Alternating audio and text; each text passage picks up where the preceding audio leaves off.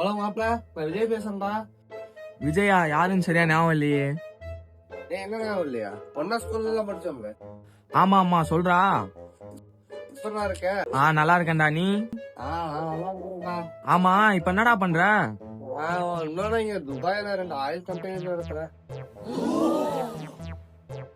அப்புறம் அப்படியே இப்பதான் 2 ரீசெண்டா 2 பெட்ரோல் பங்கும் வாங்கணும். அப்படியா? நல்லா டீசெண்டா ஓடிட்டு இருக்கு துபாயில. அப்படியா?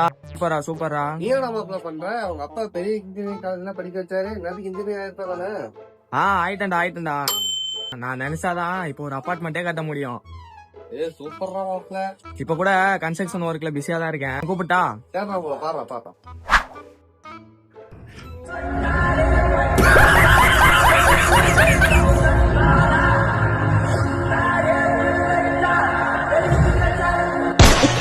Ha ha ha ha!